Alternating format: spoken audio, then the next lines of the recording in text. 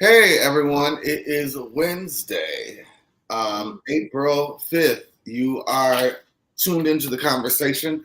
I'm Ashleigh Abbott. I am your host, and we're back from a very long, it seems like we haven't been on in about a month, but it's only been 2 weeks. We took a little break over for spring break, and we're back, we're refreshed, and we are ready to talk some trash. So tonight, we have our normal co-hosts. We have Brittany over there next to me. We have Shaq, who's also a regular co-host. And tonight, Brandy is out sick. And Marcus shall be joining us soon, hopefully. And tonight we have our guest co-host, all the way over from King Jives in the King's Court. We have Darius, my brother. He is our guest host tonight. Darius, how are you? I am doing great, and thank you so much for the invitation. Of course, of course. I have been wanting to get you on here, but I have a long list of people. And one of our guests fell through today, so I said, "Well, let me ask Darius if he wants to come through." So you're very versatile in what you do. You're an online commentator. I touched briefly about you in our, when I told everybody you're going to be on. But do you want to tell the audience a little bit what you do and basically a little bit about yourself? So, I work in the area of public health, specifically infectious disease. I serve as a regional director of prevention and education for an organization called Can Community Health. We provide HIV, STI, screenings and treatment, as well as hepatitis C screenings and treatment. Um, I have 10 plus years of experience working in public health. Most recently, I was the HIV/AIDS program manager for the Florida Department of Health in Pinellas County, overseeing several counties and the budgets and policies surrounding HIV and AIDS in this area. I also um, am an existing board member for St. Pete Pride, which is one of the biggest pride in Florida. Um, and I've been kind of busy. Work Pride, Tampa Pride, about two Maybe weeks just a little ago. bit. And so this has been kind of a busy time. And so, I'm also the host of my own show, The Spill. I kind of took a hiatus for a while because as I stepped into this new role, and sometimes your priorities shift a little bit. Right. So And you're usually on Wednesday nights, correct? I usually am. All right. So when Darius' show is back on, he will let us know, and I'll be letting my audience know where they can catch you. But thank you for. Oh, sorry. Um, Darius, thank you for coming on tonight. And Yes. And where can I share the stream? Where is the stream? we're about to. I'm about to fix that right now. Okay. So actually, go to my page, and I am editing the privacy for it. Yeah, you know all that stuff got to be public. Yeah. I'm working on it. Sorry, guys. We're still in um, technical difficulty mode. Edit privacy. If it ain't one thing, it's another. Okay, there you go. Should be happening. Together. You can go to my page and share it. So, anyways, I was saying we took a break for a little bit for spring break. Brittany, did you do anything fun over our hiatus, or you just take it easy? I took it easy. Yeah. I worked a lot. I needed to chill. So yeah, I've been chilling. Awesome. Shaq, what about you? Oh well, I've had a bit of a longer break. It's whatever you guys have done, I've probably done an extra week or so. I my 39th birthday came in, so I went to Happy Vegas. birthday. March 17th. Okay. Really? Mine was Yes. March 8th. Oh, we're all Pisces. Oh, it's Pisces. Pisces season. That's what's Yes, I went to Vegas and I was a first timer. Huh? So yeah, and I had a blast. I am very glad that I waited until I was grown to go to Vegas because I came home without any horror stories. I came home with a lot of my money. So I had the beauty of Vegas. You know, I had a good time. I went to see Usher, ate good food, ate a lot of steak. You know, got good pictures on balconies. It was real grown and shit. I don't know what that would have been like in my 20s, but I had a blast and I look forward to going again. So I've been a little caught up with that. So, but I'm happy to be back. How was the Usher show? Fantastic. I heard very good. about it. Do recommend. Very good. Do recommend. I was very happy with my Usher experience. And there, I mean, I went with my best friend, and we've got so much video, right? And in every video, you can hear us going, "Dang, this is a good show, ain't it? Like, this is really a good show." Like, it was just, he's such a showman. And you know, the Usher show is a reminder that there's still room for professionals in the game, because Usher is a professional. Yeah, You felt it. The singing, the control, the relationship with the audience, but just and the timeless music, right? Because Usher, you know what? That it's a 2-hour show, and every song is a hit. Yeah. Every song is a hit. But now, whether you like Usher or not, you know an Usher song, and it's kind of in that moment that you realize how long he's been around. Like, I felt all my 39 years. I said, been listening to this man my whole life. Yeah, I felt it. Teenage Usher, grown Usher, and I mean, he is still very much relevant and amazing. So, I mean, shout out to Usher. Even if you're not a fan, you couldn't go wrong at that show. yeah. Awesome. Well, I'm glad you had a good time. I did. Me, myself, we were actually supposed to go out of town, but we didn't end up going because I went to, I know most people who know me know I have like a lot of chronic back pain history, but I went to the emergency room because I was having a reaction to some of my meds. And, you know, it's a protocol here in Chicago. I don't know if they do it everywhere. Well, when you come into the ER, they automatically screen you for COVID. And so they said, we're going to keep you, you know, to get your meds regulated a little bit. But by the way, did you know you're COVID positive? And I didn't know that. I had no symptoms at all. I felt great besides back pain, but I wasn't sneezing. I wasn't coughing. And I have asthma as well. So, yeah, but I had no symptoms. So I ended up being in the hospital for like 5 days with COVID. So, wow. I'm glad you're doing better. Yeah, that's intense. Thank you so much. But so yeah, so that was my spring break. But other than that, Hector took a week off and we just chilled around the house. We cooked, we went out to eat. We were kind of a tourist in our own city because we don't get to, you know, just be a tourist sometimes living here. And so that's what we did. We just went to a lot of restaurants and, you know. I always tell people Tuesday through Thursday in the city is amazing. You know, we're usually at work. That's when we're doing stuff. But if you actually get out there during the week in your city, you can really fall in love with your city. Yeah. You really can. So we had a good time. But it seemed like as soon as we went on hiatus, the world went crazy. As soon as we, like, our last show, shit started just happening. And I was like, we were going to do a pop-up show, but I was like, no, I'm just going to let everybody have the time off. And we'll talk about it, you know, when we come back. But so we have a jam-packed show for you guys tonight. I want to start off with, go right into it. Our girl, Wendy Williams. You guys know I'm a huge fan of Wendy. They're saying that she's having some issues. So let me read what's going down with Whitney. Wendy. It says that she's reportedly selling off items from her NYC condo, and she's selling her condo itself.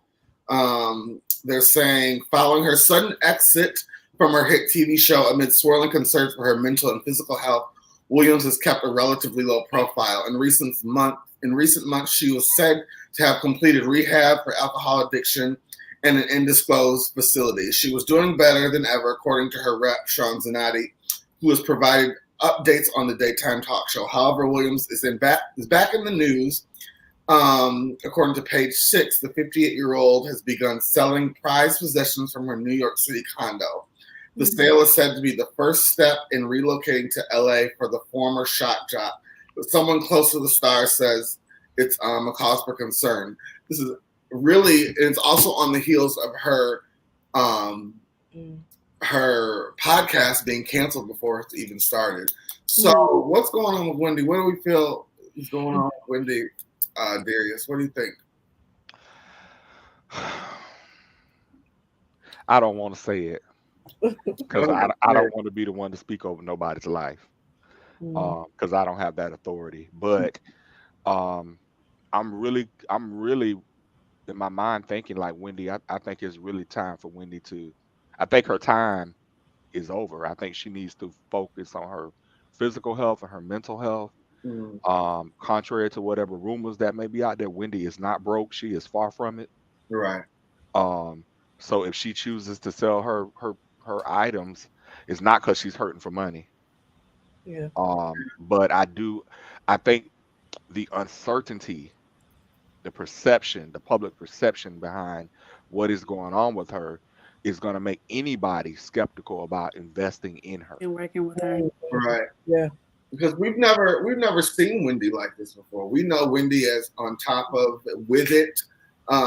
Has been consistent for yeah. And so it's a cause for concern. I always thought she would do well with the podcast because you can wake up, get out of your bed, and walk to your living room or your office and get on the air and do what you need. Along the lines what she's used to doing too. Radio was, right. So that was kind of. But obviously that's even a challenge. And so you have to ask yourself if she's having that much trouble where she can't even get up and be with it enough to go into another room and record for an hour, something's going on. Well, as we see with our own show here, even that hour, there's still preparation. They're, lining up schedules, getting it together, getting us all together, getting a host together. I mean, it is still work. It is not as strenuous, but it is still a labor of love. And it's tough, and it's tough for able-bodied people. And I think that this is a tale oldest time, though, right? Where people who are on top, star athletes, star actors, all of them, it is hard to relinquish the spotlight. But there comes a time where people need to sit down. And sometimes if you don't sit down, your body will sit you down. And one thing I want to say about the sale of her items is I think that we are so busy spending other people's money that we forget something that is universal, which is a deal. Everybody loves a deal. Wendy Williams has a lot of valuable things. I mean, if she's moving and she's purging older people, purging isn't crazy. Who wants to carry all that stuff everywhere? Who wants to maintain the residence? She can probably command top dollar for her stuff. I don't care how rich you are. Everybody wants to get a good deal for something they're not using. So I'm not overthinking that. I mean, just because people have money doesn't mean they aren't willing to sell something. Everybody is selling something. So when I see Wendy Williams doing that, I don't think Wendy needs money. I think Wendy's just human. I'm not using this stuff, and it's more valuable being sold. Well, I agree with you on that. My question, when you said, even with our show, it's something we have to prepare.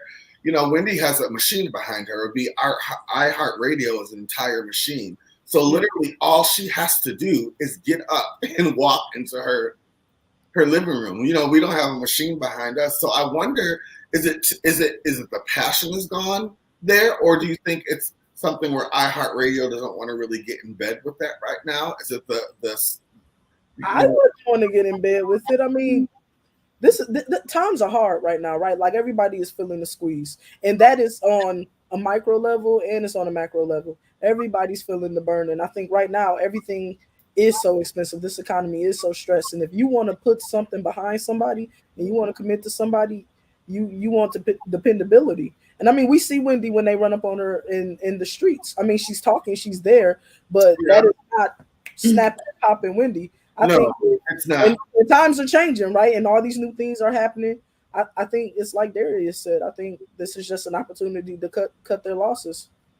She's been all over the place too, and that's another thing. People don't put money and time and energy, the machine, behind someone that they can't depend on to be consistent. Not today, right? Yeah. Yesterday's prices are not. Today's prices are not yesterday's prices for real. Problems, which we don't know, but if she is, you can't. Addicts are not really dependable. They're kind of all over the place. So. And you know what else? I think I think she's a liability though if she goes down on their dime. Yeah, being in this industry, I know how hard it is to, you know, you're on top. They love to take you up top, but they love to bring you down. They do as well. And I think it's just this part of the course. I don't think Wendy had the right people around her. As much as Kevin was an asshole and what he put her through, I always think there was a a good kind of protection around her as long as he was there. It was to his benefit, But, right? it was to his benefit. But I think he was the cause of the spiral. Yeah, I can see that too, Darius. Yeah.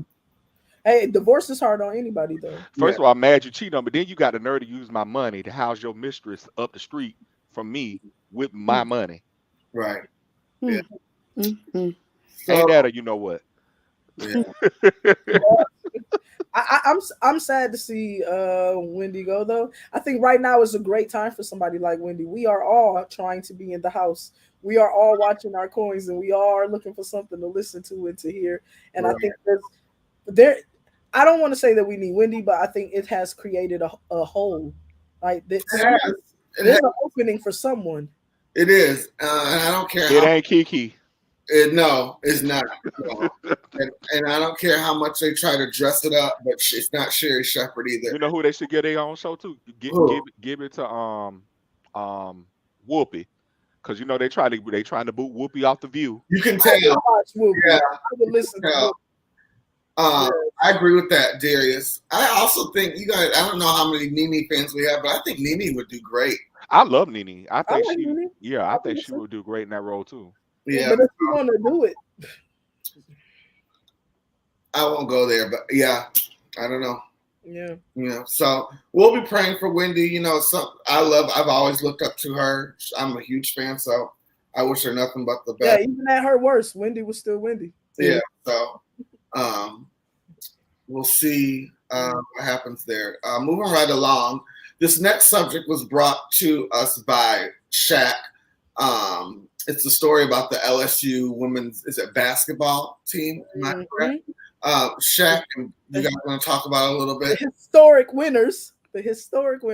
This is the LSU women's basketball team. This is their first big championship. They've never won. And then this young lady, the leader of the crew, has been in the news. She reminds me of the runner girl with the nails. Kyrie. Mm-hmm. She that same vibe, that same that bragging, that loudness, except for she actually took it to completion and actually got the big win. And so she made the news for sportsmanship issues, because she was loud and she owned it. She said, I'm loud and I'm ghetto, and they said I wouldn't make it. She's got this fantastic backstory. They were definitely the underdogs. And let me be clear here that the team that beat them, Iowa, which is a primarily white team, I think 99% white, they're a good team. Mm-hmm. So let's not say that they're good. Like I think it's given Larry Bird Great White Hope-ish in their play. And so LSU they scored a major win, and they were passionate about it, and they were out there taunting, and it was some hardcore basketball. And as you know, anytime Black women are anything but agreeable, it's news. And then so she ended up making the news, and there's been a lot of complaints of a lack of sportsmanship. Meanwhile, this is what the men do. It gets passionate. They're athletes, but they put that on us too. Right, we have to behave, but I mean that's what makes it entertaining. Another thing I think is worth mentioning is that women's basketball still has a long way to go. So anything that gets noise, and attention to women's basketball is a good thing. Right. And that's not going to happen if they running out there and kumbaya each other. So all of this has really kind of created like a lot of controversy and talk. The reason that I sent it though is because of Jill Biden, who had the extra audacity and awful charisma to get out there and say, and I quote, both the teams were great. Iowa put up a good game, and I like to invite them both to the White House. So invite the winning team, which is primarily Black, and the losing team, which is primarily white, and also coincidentally has been labeled the better of the teams because they had better sportsmanship. Yeah, it's the White House has already issued statements backtracking Jill's comments and saying that of course they would only invite LSU, but the damage is done. Has already been done. The team has already, they're vocally saying they don't want to go to the White House now. Yeah. So here's my thing. If what was the other team? What was the team that lost? Iowa. If Idaho had won, would she have extended the same invitation? No, nobody does that. Nobody does that. That isn't what happens with sports. That's not what happens. The winner. LSU wouldn't have got that invitation. No, they're not supposed to. The winner, the champions, get the parade. This is sports. You know what? I think if I was them, I would still go. And baby, I would put her on blast. Well, you know, this young girl, this new generation different. Stop. She is going. She is Angel Reese.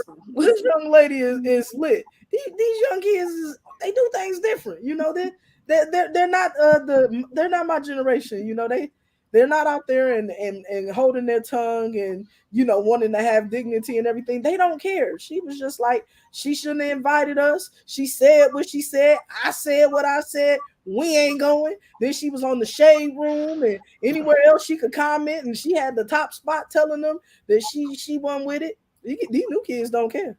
Yeah, they're like not going. I mean, yeah, I doubt they're going. Yeah, and then this whole thing of this anti racism campaign that people of the other persuasion want to put on us, this alleged reverse racism. Now if the white girl had did it, it wouldn't have been all this. But because a black woman celebrated her win. Yeah. Well, the white girl did it first, though. Yeah, but they ain't call that out. I bet they ain't call that out. But you know, when we do things, it's a little bit more expressive. What it is it's not white, right? So us doing what they're doing, it will look different because culturally we're different. But of course, when they see us do things, it looks more animated and exaggerated, and it becomes a thing. We're passionate people, and now it's a thing where, and it's just like she was also doing her thing, and they're competing, you know, and they're good teams. Like Iowa is a good team. It was. One thing I did like though was that is it Iowa, the player Caitlin, she did speak out and say that, you know, she didn't feel that they deserve to go to the White House, and she also said that she didn't find any much offense in what the girl done, because she said I had been doing it as well, so I didn't take offense to it, and she just was kind of like backing the girl, and I did like that in her because that just kind of shows that allowed for them to see like they're playing a game. You know, this is they're in sports, like you said, it gets hot, it gets heavy out there, it's competition, and so I really like that from her. So hopefully, I think it's to their benefit for Angel Reese and Caitlin Clark to own this narrative and to take it everywhere they can. Because anything for women's basketball, anything that's noise and has us talking, and I'm telling you, man, I mean, following the blogs and everything, like the men were talking about this game. Actually, the male team, the young men, they just won too, and the guy in the winning team was her cousin. I don't even know the names because everybody's talking about the women's team. So this is big for sports, and it is in that way it's good. But I do think it brings up one of my peeves about our current White House, right? And this idea that that Biden is one of us and everything, but they continue to have the same faux pas that we get from the Republican side. I mean, what was Joe Biden thinking? I think Joe Biden was thinking what she thinks. Well, you know what? Playing devil's advocate, you know, Jill Biden is a school teacher. Do you think that's just the school teacher in her? You know, no, I think that was the Caucasian woman in her. Okay, well, I'm inclined to agree. I'm inclined to agree. I think it was very Caucasian. It was so Caucasian that Caitlin said, "Wait, like I be talking mess too." You know, like that. You know, these girls was out there balling, man. Like this is part of the sport. This is sports, you know. So come on, man. Well. And they in college, so we're not trying to hold them to any standards. They don't get paid. Come on now. Well, it sucks that happened. I'll have my ear to to go out and see what happens with that. But that's I can't wait to see if they go. Yeah, I don't think they're going. But it would be nice if the White House rolled out a double red carpet and tried to get them there. I think it's to the White House benefit to figure out a way to get them there. Yeah. Well, we'll see. I think Auntie Jill need to go sit in the corner and be quiet. be a good, dutiful, be a pretty first lady. Sit on the front row and look pretty. Correct. All right. Well, moving right along. In Housewives of Atlanta news, former Atlanta housewife Eva Marcel married a successful businessman from Atlanta. He decided to legally adopt her daughter, and now 4 years later, Eva is filing for divorce, and she wants him to continue to pay child support for her daughter that's not his biologically, but he adopted her. What are our thoughts on this? Ooh, I was waiting on this topic. There. So first of all, you had already taken on the responsibility of raising her when you became her stepfather. Correct. Then you legally adopted her. So at this point, it don't matter whether she's yours biologically or not. You assume that responsibility. So pay your damn child support. Correct. Adoption is a choice. Thank you. You weren't trapped. And you didn't slip up. It wasn't required. I don't think it was required. People kill me wanting to take things on and then want to throw away the responsibility. Like, you shouldn't have taken it that far. You could have been stepdaddy of the year. Russell ain't adopted Sierra's son. You can be a very supportive, loving stepfather without taking that extra step. When I am an adoptive parent, when you decide that, adoption is not about blood and those type. You kill those conversations with adoption. Right. This child, wherever it came from, however it came to be, when you put your name on their birth certificate, and they got, because be clear, with adoption, there are new birth certificates, there are new social security numbers. You are wiped clean, and you now become that person's child. When you do that and you take that extra step, that's your responsibility, and that's what you signed up for. Otherwise, do you remember seeing the storyline on the Housewives? Do you guys remember the storyline? Yeah, that her it wasn't that her child's father was like not active. Yeah, and to me, it always, looking back, even in the moment of watching that storyline, it seems like it's something she wanted more than he wanted. I remember her really pressuring him to do it. And I think also at the time he was running for mayor of Atlanta. Well, so all that compared, and a reality show at the same time, I think in a normal world that probably wouldn't have happened. In a everyday person like you and I world, it probably wouldn't have happened. But it has happened. So now, the law is the law. You owe. Yeah. Pay your money. Pay your fare. Because that child sees you as their father, whether they're biologically yours. And honestly, you shouldn't even question that. You're questioning it publicly, so this child is going to see that, and what is that going to do to her? Seeing that I would argue that the judge, if she had said, well, he doesn't have to pay for the child, the judge would have said, well, they legally, because this is when it comes to child support and stuff, that's legal jargon. Yeah. Legally, if you're paying child support for the children, all the children that are legally your children, you pay for. So it's not like you could go, well, I'm not going to pay for this one because this one. No, legally they're all yours. So legally you owe. It just but I just feel like that may make her feel away at some point, because why is it that you at this point now you want to make it known that I'm not your blood and you don't want to pay for me, but when it was beneficial for you to say it and put it out there for you to run for mayor, then it was like, oh, my child, nah, that's not cool. Because it's not about the child, it's about hurting. It's about hurting the mother. Exactly, but it's still she's gonna see that and feel like, well, damn, my dad didn't want me. Now you over here saying, you don't want to pay for me. I don't know. That's about her. He still wants the marriage, right? My understanding is that he isn't. He's trying to fight for it. He's trying to keep the marriage. Yeah. That ain't helping the cause. No, in the comment section, it was split down the middle. A lot of people were like, well, Eva's a rich woman. She doesn't need his child support. But at the same time, that's not the point. It's, Yeah, at all. Yeah. Not the point at all. A rich woman is not a father mate. So yeah, that's not the point at all. Yeah. I want to hear more about this divorce, and I'm sure You know what? And that's probably somebody broke and fighting with their baby daddy for child support that said that. Mm-hmm. Yeah, I'm interested to hear Or more. who getting $3 a week. You know, and when we're talking about people with money, child support can serve a greater purpose, right? It can be money that's put up and given to children later as trust funds and things. Yes, trust. Yeah, so it serves a purpose. Well, my mind's going. Oh, I want to hear more about this divorce because I heard she filed. So I'm interested to know. They say he's been cheating though. Like I've seen a lot. Rao? Oh, we still talking about We're still talking about Eva. Yeah. Oh, yeah, okay. they say he used to be in Atlanta doing his thing.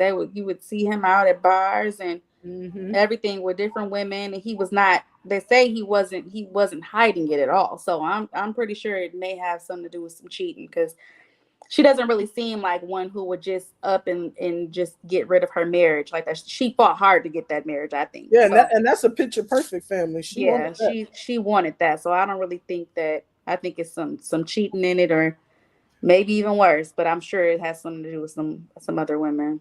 So that's why you got to check what you want. I feel like the minute the man comes out, it's like, I want my family. I'm fighting for my family. It usually implies he done did something he shouldn't have been. No, you fight for that. You fighting to keep that money.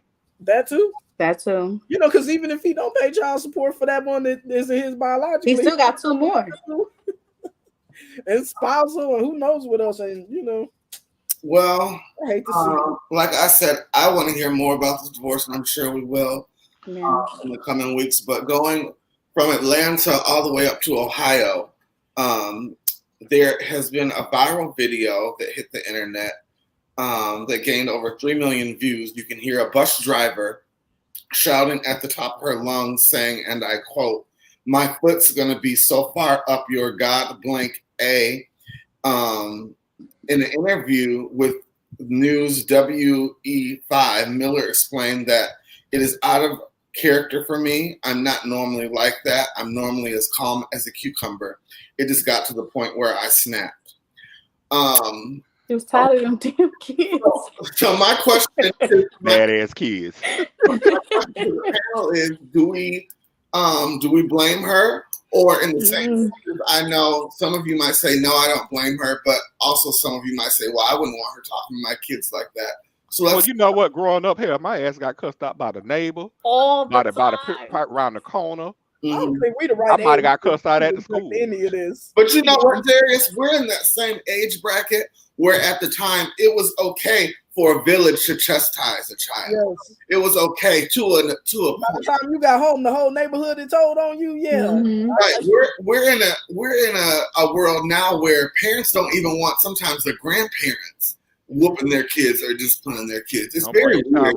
Well, then send your kids to school that like they have some sense. Make sure your children are acting accordingly, and we won't have these problems. If your kids are on the bus acting up, and the lady tells you that she's gonna shove her foot up your ass, well, she had it. So I see it both ways. So there has to be some accountability. Well, also in the day and age where parents have to be careful, right? Because the pushback is there even against parents. And parents aren't always celebrated for getting in their kids' butts. We're in the gentle parenting, the conscious parenting age, and all those things. And so, you know what? And then they be the ones 15, 20 years later shooting up schools. Because I'm not gentle parenting. Sorry, I'm not her. I see you, Ashleigh. I'm with Darius. It really gets to me because I know I was, me and Brittany went to school together, and we did our dirt, we acted out, but there was a line we didn't. I know I was just my mom. I couldn't come home and tell my mom I was suspended. I know I couldn't. It just didn't happen. Yeah. And it seems like these kids now have no fear for any. Like they just have no. They don't care. They're not afraid. Let's talk. First of all, I want to take a moment. Just to express my sorrow for those babies in Nashville and what happened with those children in that school. And that ties into something overall, which is what we're seeing. We've seen video upon video of teachers having to fight students or being attacked. We've seen videos of teachers being shot in instances. One teacher was shot by a 6-year-old. So this is what we're seeing across the board. People who work with our children are now not only dealing with our children, are they, and tired and overworked and underpaid, but they are also not safe in any level. Now they're talking about these teachers need to arm themselves. Like, I got to teach you math and I got to defend you. Like, we are at the point where people who work in schools are tired, and that extends to everything, supporting elements, the lunch lady, the school bus drivers, all of them. They tired. They live in the same world we live in. They are not being paid. If they are underpaid. They are fighting for their money. These children are new children. They are not in control. They cannot discipline. And now these children are fighting back. These children are attacking. They don't respect their elders. We've got a new generation coming in. These kids don't care no more. They don't care. Angel Reese was on TV and said, skip the White House. Jill Biden can suck it. That's the generation we got. These kids is new. Well, she might get sniped. And I'm a parent. I got my children in this school, but I also feel these people tired. These people tired of fighting. They tired of being underpaid. They tired of being overworked. They tired of the price of eggs, just like everybody else. And then here come your gremlins fighting, attacking, not sitting down. They are on a moving vehicle. These kids on there going off and acting up. The support staff is tired. The teachers tired. Everybody tired. And the problem is the behavior is self-taught. It starts at home. Boom. That's it. So if your child is going to school acting a damn fool, if you are not in control, something you are not doing. Driver is definitely not going to be in control. In the school, like, they have some sense. My kids know.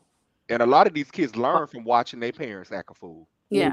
Wherever they learn behavior. They taking it to these people at work, and people like, I'm making $17 an hour and I need 30 to live in this city. And your 14-year-old just told me they'd take me out. Huh, you're not finna get me, baby. That's what's going on. And DeAndre's mother is not worried about what he's doing because she's too worried about doing TikTok videos. And it's just not, I don't know. Was that the kid's name, DeAndre? No, I just made it. I'm not saying this woman is right. I'm saying that something's got to give, and I don't think it's gonna be these employees. I think these people are tired, and we have a bigger problem. While we're worried about these teachers and how they treat our kids, what if they quit? Yeah, I know in Illinois here right now, the qualifications for being a teacher and even a parapro have been lowered significantly. And they still can't fill the positions. Right. And I was even thinking about, hey, I would maybe get my teaching certification. I think first off, we need more males and we need more Black males in education. I think that I couldn't do it. I know I couldn't. But I also saw a video of a Black male who had to body slam a kid on Hollywood Online. Did you see that one? I did see. I saw that. And that's why I know I couldn't do it, because the first time your child disrespect me, a switch gonna flip. and that's what happened with this bus driver. I told them kids to sit their ass down, and that's okay. She had a rough day. And she apologized, but she doesn't take it back. And I don't blame her, because the kids was probably getting on her nerves. I have been on the phone with my cousin when she was driving that bus, and those kids really get hectic back there. So the world is crazy right now, and everybody's feeling it, and so are our children, and our children are acting out. Everybody is just under the pressure. Pretty soon, drop and pick your child up. Drop them off and pick them up. They're gonna put us back in quarantine. They can school your kids from home. Well, take it from me as a working single mom. I need my child care. I need school. We're hitting a point where people don't want to do. My child's school in particular lost 3 teachers this year. 3 teachers. 3. That's significant. And when I say 3 teachers, I don't mean 3 teachers across the board. I mean 3 teachers that specifically deal with her grade, just her grade. So some of these schools are in crisis, and they are all over. They really are. And I mean, you have a shrinking workforce in terms of people that want to teach, One, because mainly because of the salary, the safety issues. You got to be disrespected by children. And let's talk about the safety issues.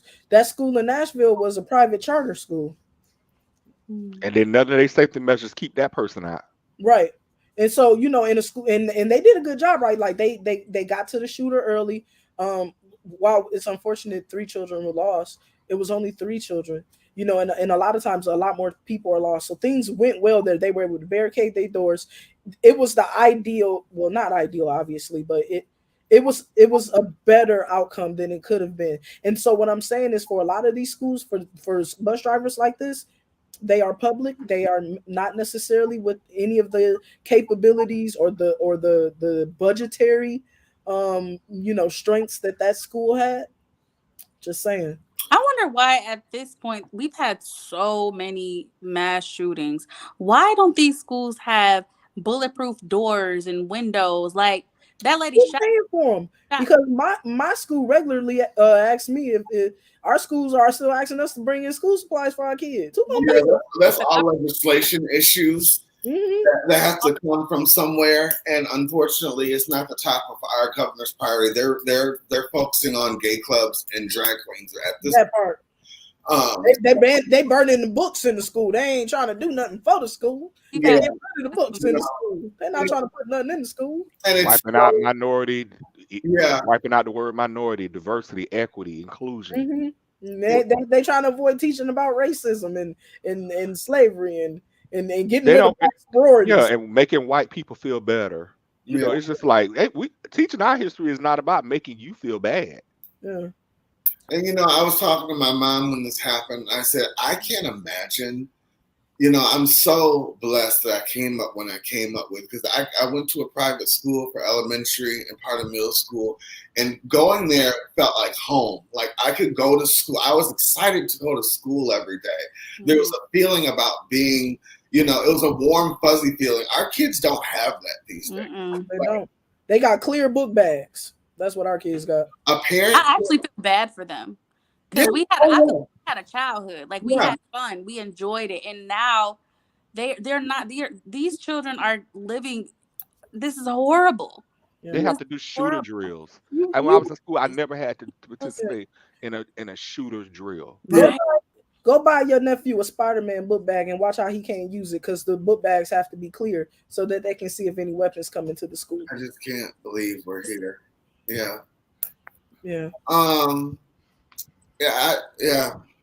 Go next subject. Yeah. I don't even know what to say.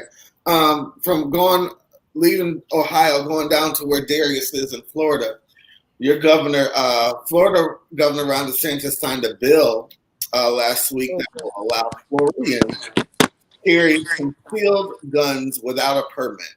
The new law, which takes effect July 1st, gives the Republican governor another legislative victory as he prepares for campaign for president. Darius, you're down there with it. What are your thoughts?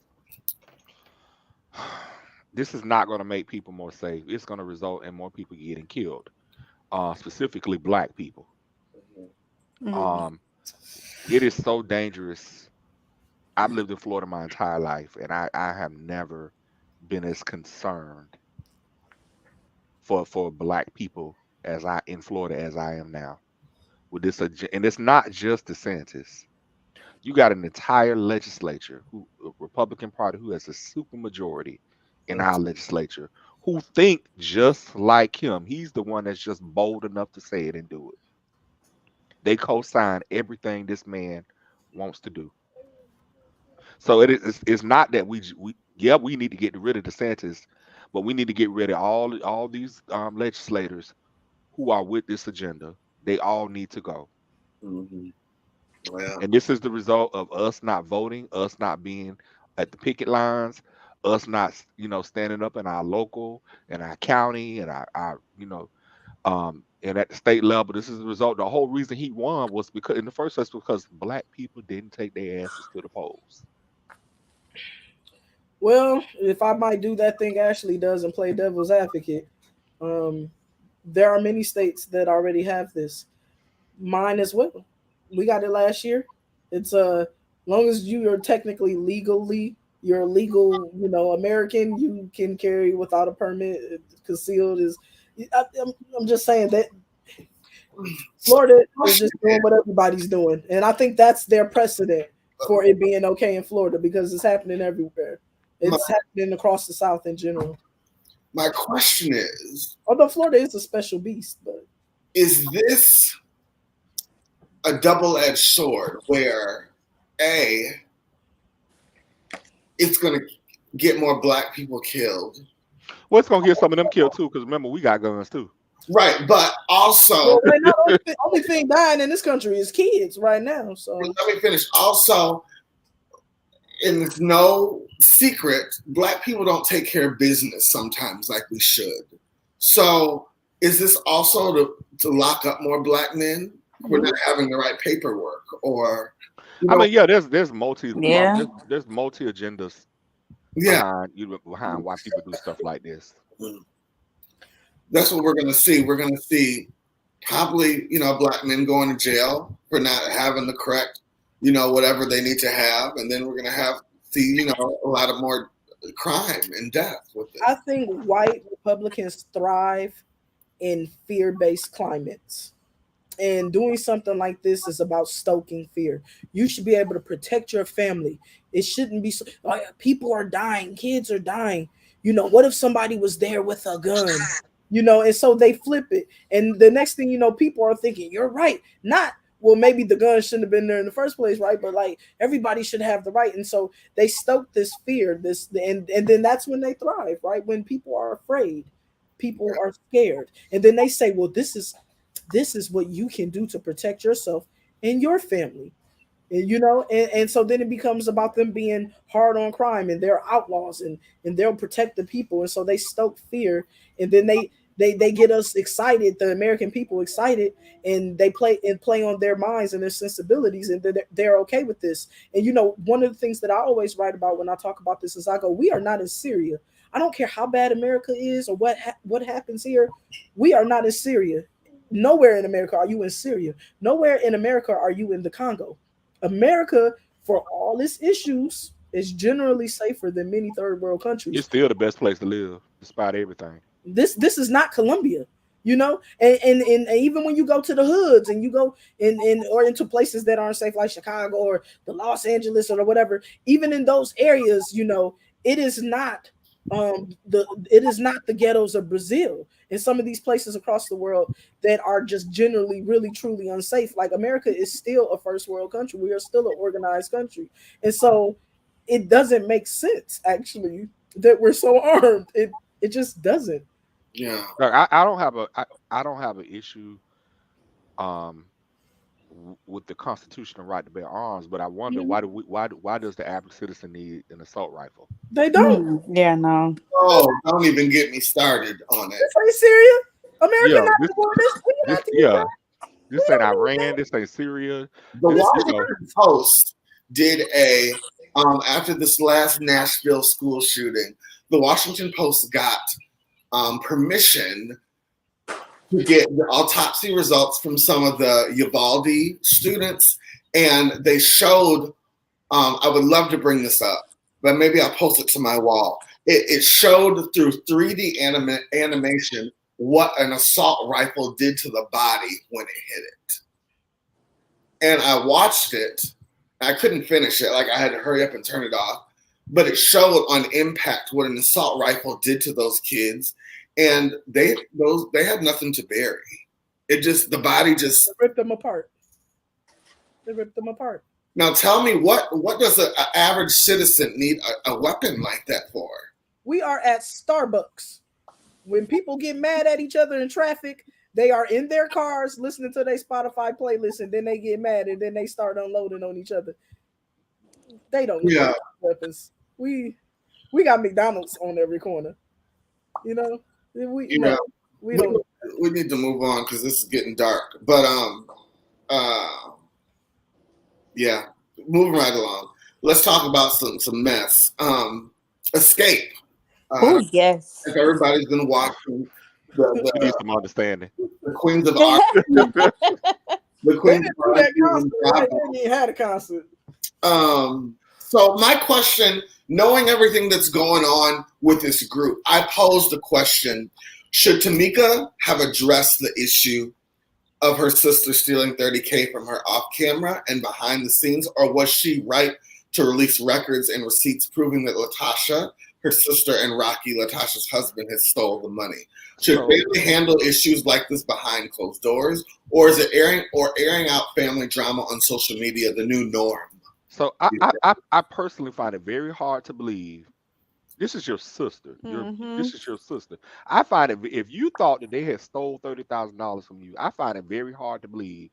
And when this happened allegedly, how many years ago? 10, they said. That there was never a conversation about $30,000 going. I just find that so hard to believe. She said that there was a conversation with her mother, and her mother asked her not to say anything about it because she said that maybe she needed the money. And remember, she was, well, I don't know if you watched the show, but she was crying. And that's when her mother tried to rush them to turn those cameras off. When she brought it up. Yeah, so I think that there was a conversation that was had, but I think the mother seems to be a little one-sided, and so I think that she just kind of shut it down and told her not to say anything. And with her kind of being how she seems to have been as far as like following, just what they tell her to do, she just didn't say anything. Well, that's on her. First of all, I'm sorry, but that's on her, because ain't nobody finna play with me about $10, much less $30,000. I feel you. I definitely feel you. I think with all of this that's going on, she still ain't done got her money back. I think she released the receipts because if there was ever a chance that she could get anything out of this situation, it's proof and retribution and embarrassing her sister for getting her for her money. They should have handled this. People not gonna pay her back. Say it again, Darius. I'm sorry. They should have handled this privately. And that's really what they could. Did you watch the show? Did you well, I mean, here's the thing. First of all, I don't care what Mama said. I would have saw you about my coin. And if I had to take you to court to get my money, then sis, I'm gonna see you at Judge Judy. Yeah. So that's really what my question was about this subject. In the show we take topics that are going on in the real world, and then we ask, okay, let's discuss this. So that's really why I asked, because in our family we don't do that. We don't discuss family business on social media. We don't throw shade at family. I might be mad at one of my cousins, but I'm not going to. We don't do that in our family. But some families don't. No matter what we're going through, we try to keep a united front, because family really is. We have a very small family. It's me, my mom, my aunt, my two cousins, really, and that we are all we have. And so we've always tried. Yeah, but they're celebrities, Ashleigh, and that's the thing. And every click on a story, every share, every mention on the internet, that translates into money. You're right. And I think the same thing for them too, though. Ashleigh, they're a very small, family, and I think that that's part of why the mother was kind of like, don't say anything. Let's just kind of. But I honestly, I think it makes for good TV because we're talking about it. Yeah. Everybody's talking about it, So I feel like, I do agree with you. I'm very private. I don't like any of that, but when it's coming to the society that we live in now, everything is about some money. Like you said, every click, everything equals money for them, and they've been broke so they're trying to get it right. They need this drama. And then she read Candy by her voice, but Candy ain't broke. Yeah, Candy is paid. I also want to pose this question. I'm sorry, Shaq. No, go ahead. I like Tamika. I think I'm Team Tamika, and I think I'm just Team.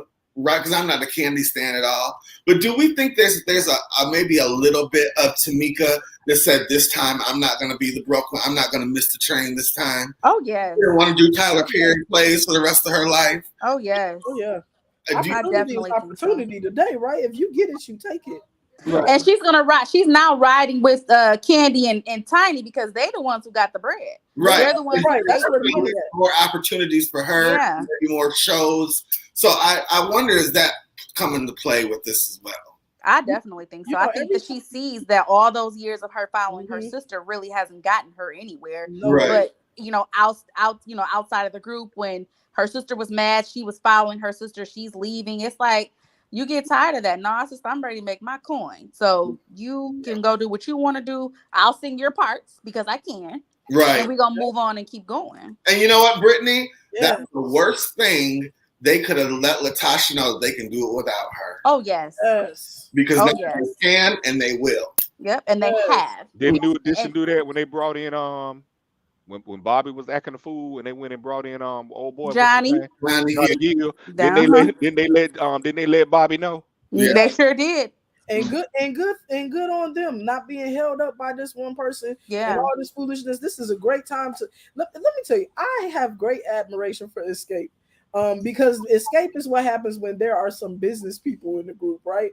And I mean, I love Escape. They're 2-3 albums, and they have just catapulted that platform and the way they revived their music career and brought back their old stuff. And now we're on TV and people are arguing about SWV versus Escape, and it's less like Escape is business. They have really done business moves, and it's very cool to see. But when I think about what you guys say about family, I think I'm outside of how you guys think about it, right? Because I come from a more disjointed family myself, and I can understand the need to air it out, because let me tell you, when you come from a close-knit family that really looks out for each other, it can be hard to understand that every family isn't like that. But there are many Black China and Tokyo Tonys out there. You know what I'm saying? Yeah. There are many. Everybody is not close. There are many people who have duplicitous family members, and it is. I think the hardest people to get your money back from is actually people you love. Absolutely. Yeah. I love it though. I watched that show. It was good TV though. Every week. It's great TV. Yeah. And I just wondered about that gospel contract. I wonder if that's off the table now, since she done said her and Rocky have that open marriage. Awful. The church may not be. They want a season 2, don't they? They just want a season 2. Yeah. So they're gonna get right behind it because that's a whole nother rabbit hole right there. Because Rocky is a mess. Rocky is not. I don't see how she does not see he's not good for her business. Oh my God, he's not. And even when she was signing that contract, I'm just looking at him. I'm like, he looks like a kid in a candy store. There's something in. She didn't even read it. I said, there's something in that contract that he's benefiting more from than she is, and she doesn't even realize it because he has her brabrainwashed, and it's sad. She old school though. You right, Darius. I said that beat must be good, baby. Them old school Black women, the man is the head, and you know how that goes. It almost seems like another Wendy Williams and Kevin situation with her. Yes. Yeah. Yeah, along those lines, definitely. And he's been doing this to her for years. That's why it's so crazy, because it's like, girl, stand up. You don't see this. Everybody around you sees it, and you're the only one who's just kind of just, sitting there and watching your life just dwindle. It's not just her life though. That's her marriage. Yeah. Well, he got some kids outside the marriage. Yeah, I hear you, but I'm just saying, marriage and business. I think that's the downside of marriage and business merging, right? Is you're not just looking at breaking up a business venture. You're breaking up a marriage, life, children, and all that. And that's why sometimes it ain't good to mix the two. I don't think absolutely. Yeah. He never should have been their manager. Yeah, but that happens a lot. A lot of these people, when they marry their husbands, Mary and Kendu, which didn't work, obviously. Monique and Sydney, like we see this right. Tamar. Yeah, Tamar and Vince. Yeah, and so often and also I think it's for people like them, especially women who get to the top. You don't have a lot of time to date. I think it makes sense that you kind of end up with your managers or something. You end up with the person who's always around you. You at work, So I don't know. It's just speaking on people's marriages, man. I ain't saying it's right or not. I'm just saying it ain't no easy thing to leave your marriage. I'm very stickler about sticking to the hour, and we've gone over an hour. We had 2 more topics, but I think we can put those on next week's docket.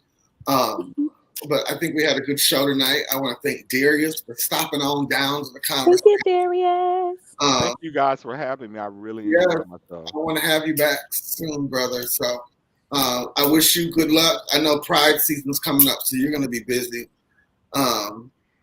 But yeah, wish you good luck with all your Pride, everything's going on. And everyone like and share. We're also on YouTube now. This is being streamed on YouTube as well. So go, I don't know what to tell you. Just go find my YouTube. I want to figure that out for next show. Like and subscribe. Please share. This is not something that's not going to be a phenomenon overnight. We're growing, and every one more viewer per week always counts and helps. So thank you for joining us, and we'll see you next week on Down to the Conversation. Have a good night. Be safe. Love everyone. Bye. Bye.